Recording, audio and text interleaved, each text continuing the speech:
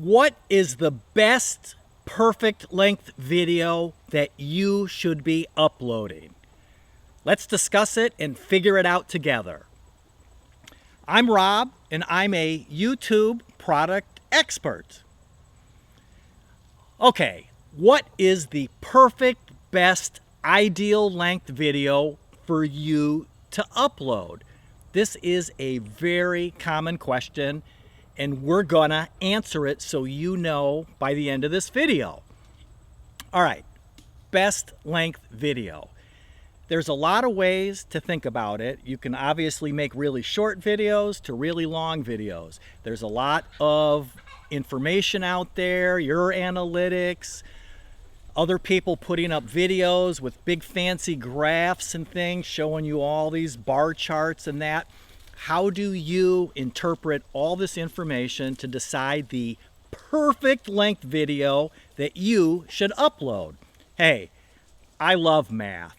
All the different kinds of math, algebra, geometry, linear analysis, all these graphs, quadratic equations, you name it, I like it. But you don't need to know that to decide what is the ideal perfect length video.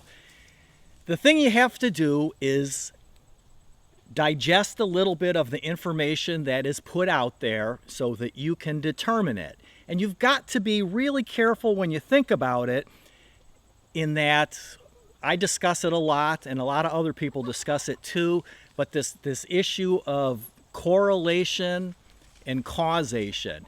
And when you analyze information, it's great to analyze it, but you really got to be cautious when you start to draw conclusions.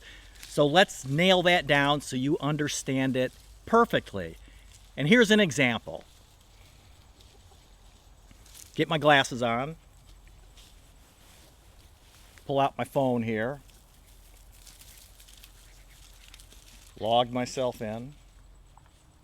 All right, so here is an analysis of YouTube videos, and they have on here, most statistics you read will tell you that the most popular YouTube videos are about 3 minutes long. So you should create 3-minute long videos, right? So that makes sense. You see the analysis. Most popular videos on YouTube are 3 minutes. So you should be creating 3-minute long videos. But wait a minute, let's think about that. Here's an easy to understand analogy. A graduate student does a study on houses damaged by hurricanes along the Gulf Coast. And the study is spot on accurate, no questions asked that the grad student didn't do the research right, it's perfect. And the analysis, the conclusion drawn is 90% of homes damaged along the Gulf Coast between 2000 and 2015 were white homes.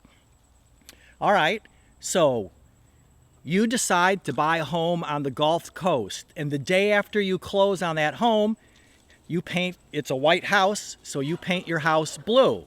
Well, I mean, obviously that isn't going to change the chances of your new home, whether it's white or blue, being damaged by a hurricane. Just because 90% of homes that are damaged by hurricanes are white doesn't mean that the White House has caused it to be picked out by the hurricane. You know, there are other factors at play there. And it's the same thing with that 3-minute YouTube video. And let me read the next part.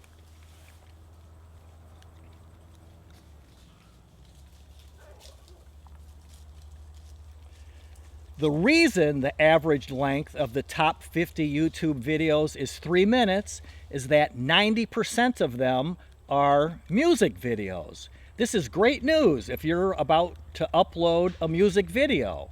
Now you know exactly what to do, and you can stop reading here. So that's the issue, is that they're all music videos. So now another, you might say, well, what's the average length video on YouTube? And right now it's probably about 4.5 minutes is the average length. So it's easy to turn that around and say, hey, I'll upload videos about 4.5 minutes because that's the average typical video. You can't turn the information around the other way. And, correlation, causation. Another issue to think about is independent and dependent reactions. Now, I don't happen to have like a quarter or anything in my pocket, but suppose I flip a quarter and I look at it and I get a heads. I flip the quarter again, I look at it, this time I get tails. Well, that's kind of what we'd expect, a heads or a tail, 50-50 chance. Now, suppose I flip it again, get another tail, flip it again, get another tail, flip it again. Wow, I got another tail. So I got a heads, and now I've gotten 4 tails in a row. What is the chance? Your brain starts to play with that. And if you're a gambler at a casino, it's easy to start thinking, well, geez, we're about due for a heads because we've just gotten 4 tails in a row. So the next one's probably going to be a heads. Independent, dependent. The next toss is still the same 50-50 chance of being a heads or being a tails. Your brain plays tricks on you. And here's another really good example. I've got some information on a card. I'll zoom in on that for you. Suppose that I did this for chickens. Obviously, you can hear them clucking and crowing in the background here. But if I put 6 eggs in an incubator and hatch them, what are the chances of with roosters and hens? And you could use it if a couple is going to have 6 children, boys and girls.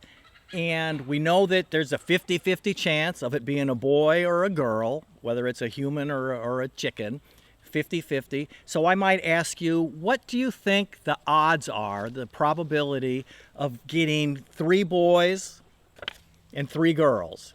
3 boys and 3 girls. You would probably say, well, it's a chance of a boy and a girl is 50-50. The chance of 3 boys and 3 girls is 50-50. It's not even close. The chance of 3 boys and 3 girls is 20 out of 64 chances, which is 31%. 31% of getting 3 boys and 3 girls. Not even close to 50-50. So this is why you've got to be so cautious if you're a gambler especially, but when you start trying to turn things around and go back the other way. So again, there are numerous people that put quality research information up there on YouTube. I'm not knocking their research, and the good ones usually say at the beginning, they usually have a disclaimer about being careful how you use this data. So if somebody puts up we've analyzed 1,000 creators and 1 million videos, and here's a bar graph of 1 minute, 2 minute, 3 minute, 8, 9, 10, 12, 15, and they've got this nice graph of how many videos that are doing well or at each point. That's probably perfectly accurate analysis. The problem is with our brain when we try to start drawing conclusions about what we need to do with our videos. And a good example of that is a lot of videos are in the 10 to 11 minute range. So you might say, well, gee, I should make 10 to 11 minute long videos. Now I'm going to do exactly what I'm cautioning you not to do because I don't have the research data to back it up.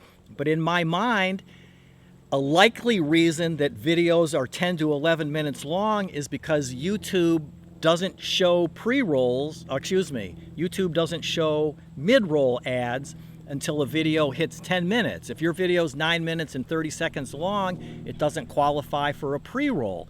So a creator might just pad in another 30 seconds of content to get it over that 10-minute limit. So that's why there are, I'm guessing, again, I'm drawing a conclusion just like I'm suggesting you not do.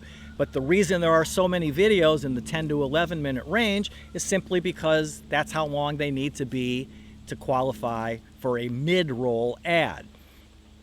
So what do you do? How do you decide? The truth is there's no singular answer. If you make music videos, most songs are approximately, 2.5, 3 minutes long. So that's how long your video is going to be. If your video needs to be 4 or 5 minutes long, so be it. If you're doing tutorials, educational videos, longer content, you might be making 15-minute long videos or even longer. It's what your audience wants based upon what your channel is about. And that plays in, one thing to look at for you is what device are your audience on. If people are watching on a desktop from home, they can probably watch a longer video. If most of your traffic is coming from mobile devices, you're probably going to want to be in the 5, 6, 7, maybe 8-minute range, because people can, hold their smartphone up. They're standing in line at the fast food restaurant. They can watch a 2 or 3 minute long video while they're waiting to get up to place their order. So think about your audience and what device they're on, what information that they're going to be interested in watching. Something to think about here is another thing that plays into all of this is the new monetization rules that went into effect in February of 2018. People are trying to get their 4,000 hours so they can qualify for monetization. And if you're uploading 1-minute long videos, it takes a lot of views to generate the 4,000 hours of watch time. So there's a tendency to drag out the length of video. If you make an 8-minute long video and people watch 50% of it, they've watched 4 minutes. If you make a 3-minute video, if they watch the whole thing from beginning to end, just like you're watching this video from beginning to end, they can only get to 3 minutes. So you have to look at, when you're analyzing data, analyzing your data, analyzing video data by other creators that are putting out their nice bar charts explaining what everything is happening. When you're trying to go backwards to the beginning of what you should be doing with your video, be very cautious in why lengths of videos are what they are. What is the hidden reason? Is your house white or blue? Are you tossing a coin and getting a head or a tail? Are you getting, boy children or girl children? You've really got to be careful with not relying on your common sense to what sounds like, or when you think about it and you say, well, yeah, that makes sense that that's what's happening, because it probably isn't. You've got to really think of that data. So short videos, medium videos, long videos, look at your audience. What devices are they on? What kind of material are you making?